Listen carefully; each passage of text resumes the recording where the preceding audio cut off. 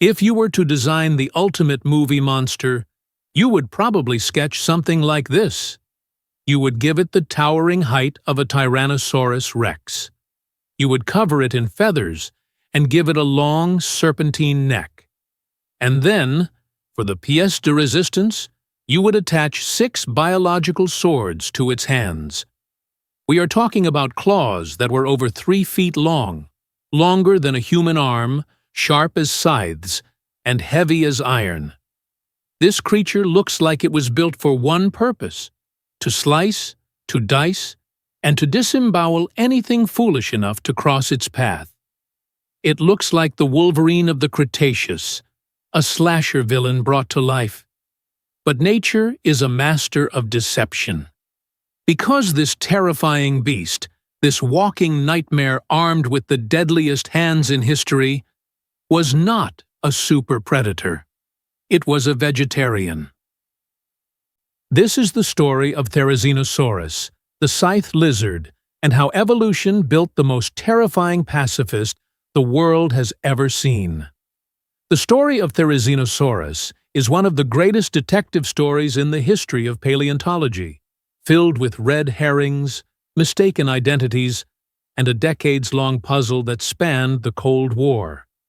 It began in 1948, deep in the heart of the Gobi Desert. A joint Soviet-Mongolian expedition was scouring the Nemegt Formation, a geological treasure trove known for its brutal conditions and spectacular fossils. Amidst the sand and rock, they uncovered something that defied explanation.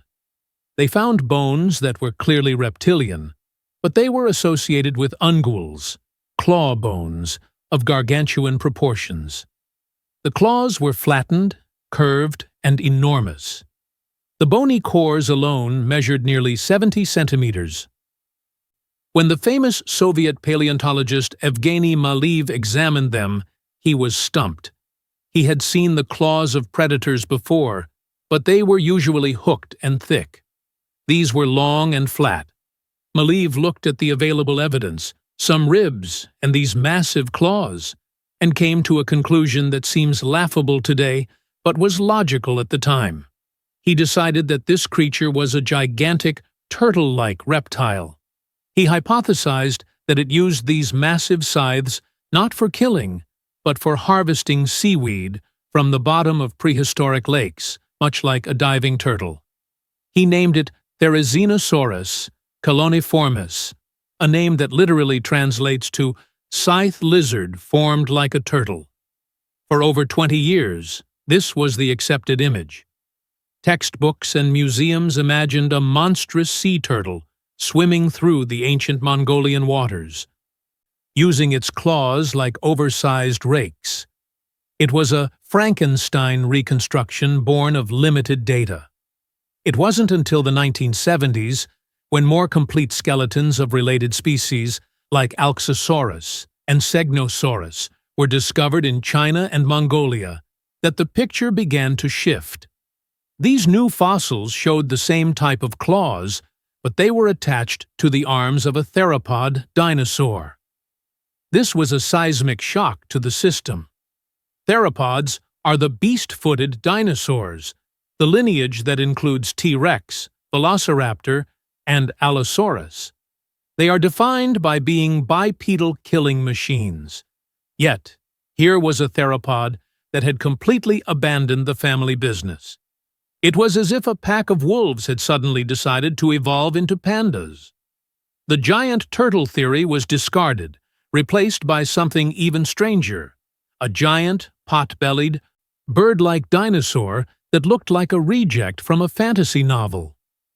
To truly understand Therizinosaurus, we must obsess over the claws. They are the defining feature of the animal, the reason for its fame, and the source of its mystery. They remain the longest claws of any animal in the history of Earth, surpassing even the most terrifying predators. The fossilized bone cores found by Maleev were huge, but in life they would have been even bigger. Like a cat's claw or a bird's beak, the bone would have been covered in a keratin sheath. This sheath would have extended the length of the claw significantly, likely pushing it over the 1-meter mark. Imagine 3 samurai swords fused to each hand. But the question remained, what were they for? In the movie Jurassic World, Dominion, Therizinosaurus is depicted impaling a Giganotosaurus and swatting a deer through the air. While cinematic, this is biologically inaccurate.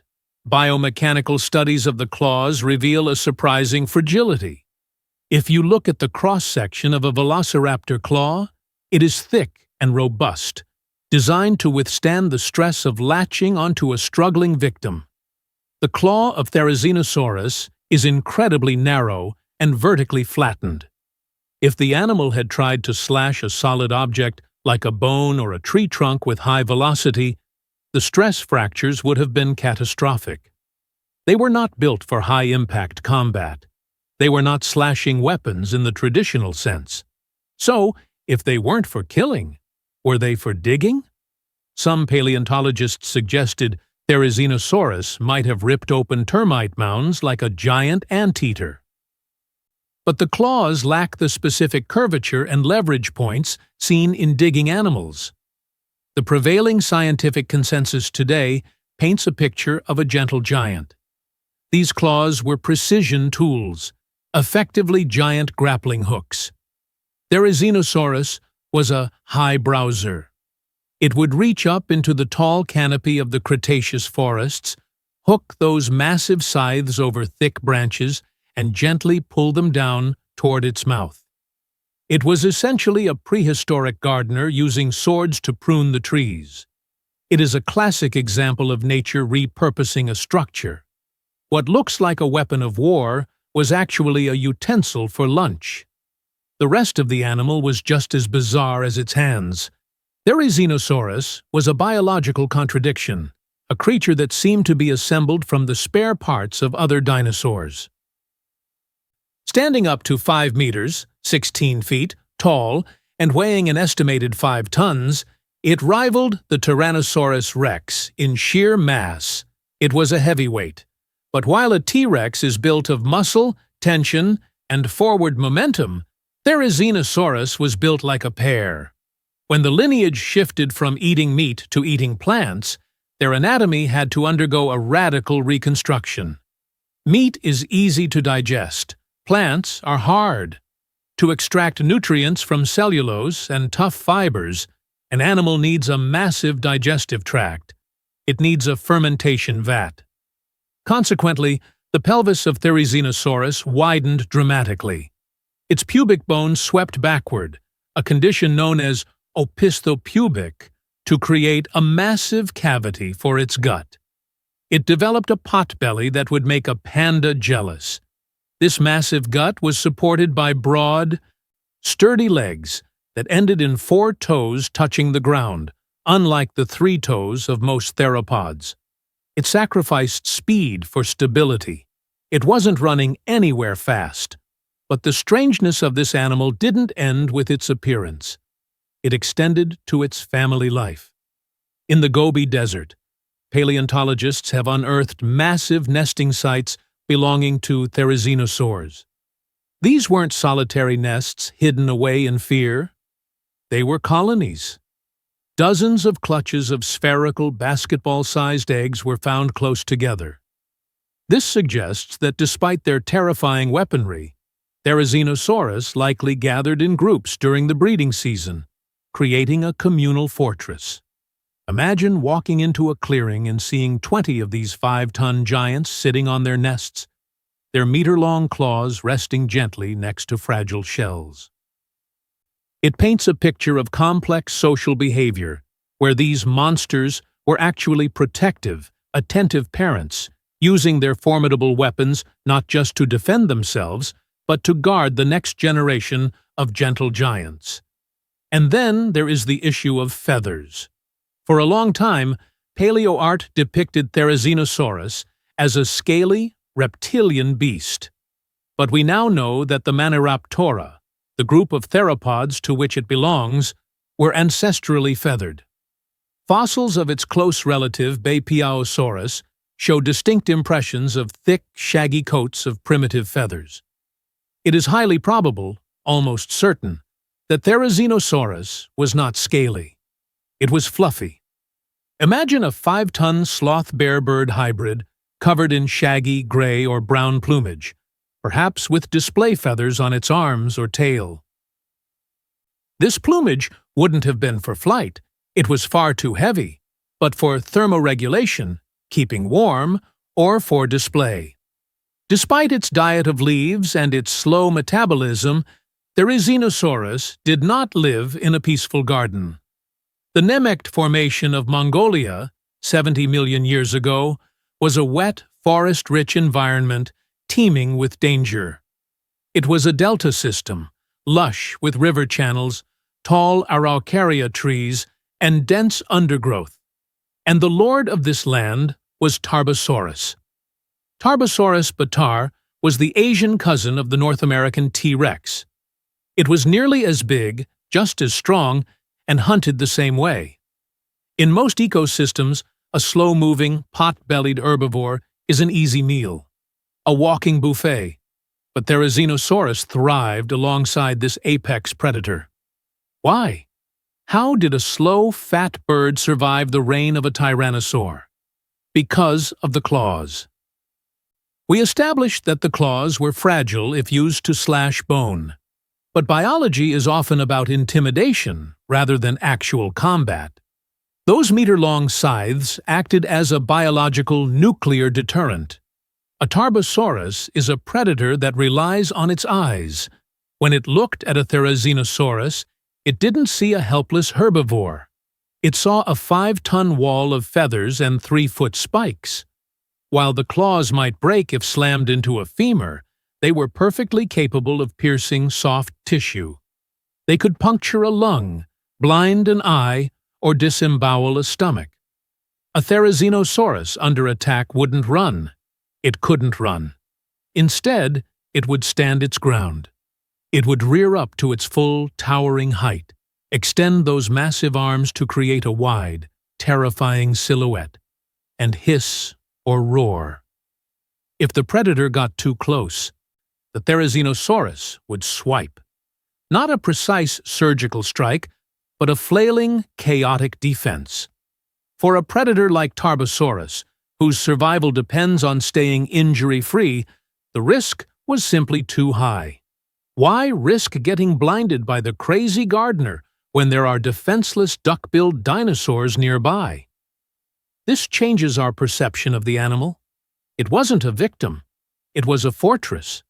It represents a unique survival strategy.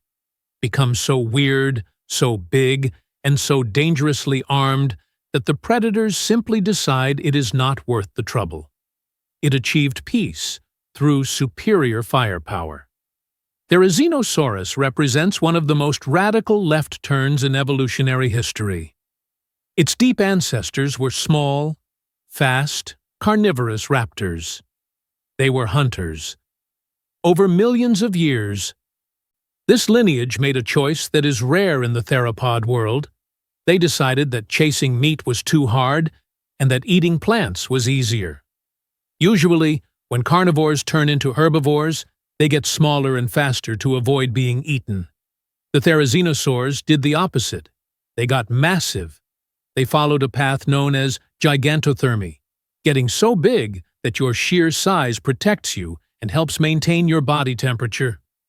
But what makes Therizinosaurus fascinating is that it is a perfect example of convergent evolution.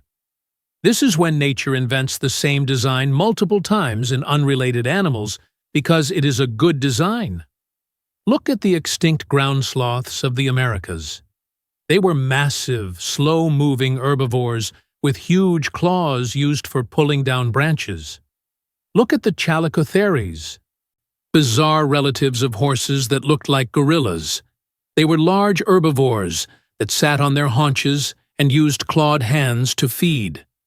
Look at the giant panda, a carnivore, bear, that evolved to eat bamboo and sits upright to feed.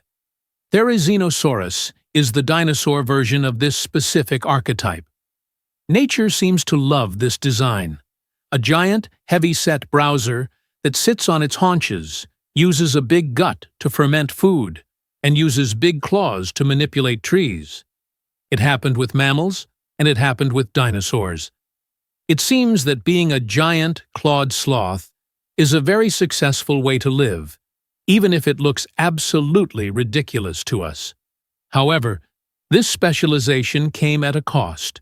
Therizinosaurus was highly adapted to a specific environment, the lush, wet forests of the Nemegt.